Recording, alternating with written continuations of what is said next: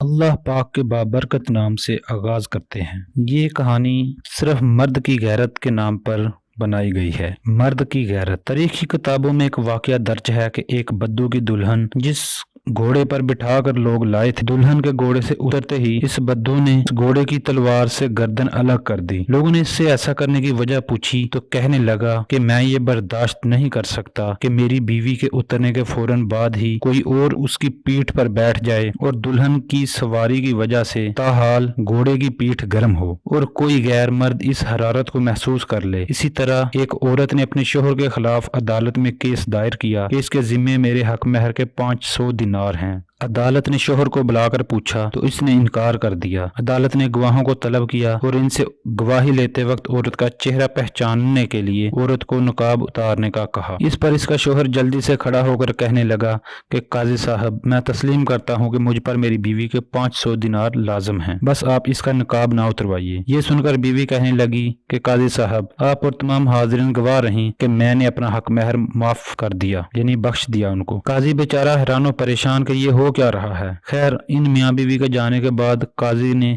محرر سے کہا کہ اس کیس کی الگ فائل بناؤ اور نام لکھو مرد کی غیرت۔ علامہ ابن قیم فرماتے ہیں کہ انسان کے دل میں غیرت ہوتی ہے، اور اگر غیرت نہ ہو تو اس دل میں محبت ہو ہی نہیں سکتی، اور محبت سے خالی دل میں ایمان اور دین کیسے باقی رہ سکتے ہیں۔ المیہ ہے کہ آج کے ترقی یافتہ دور حوا کی بیٹی اور عصمت مسلم کو بلا روک ٹوک نیم برہنہ کرنے پر امت فخر کر رہی ہے، اور اسلام کا وقار چند ٹکوں کی بھینٹ چڑھ چکا ہے، اور عصمت مسلم کو بلا روک ٹوک نیم برہنہ کرنے پر امت فخر کر رہی ہے، اور اسلام کا وقار چند ٹکوں کی بھینٹ چڑھ چکا ہے۔ سو محبت کیجیے، حلال کیجیے، اسلامی غیرت و حمیت کا جنازہ نکالنے سے پرہیز کیجیے۔ انتخاب درویش۔ پوسٹ اچھی لگے تو دوسروں کی بھلائی کے لیے شیئر ضرور کیجیے۔ شکریہ۔